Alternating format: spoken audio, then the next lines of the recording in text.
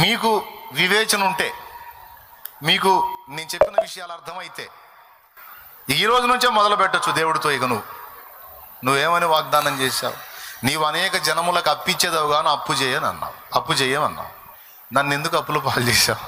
సరే నేనే చేసుకున్నాను అనుకో, మరి నువ్వు పిడికిలు విప్పు, కార్యాలు చెయ్యి, ద్వారాలు తెరువు, సహాయం పంపు, కార్యాలు సఫలం చెయ్యి.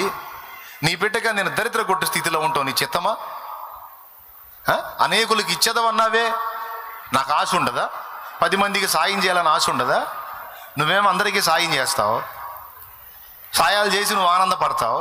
మరి నీ బిడ్డలుగా మాకు ఆనందం వద్దా?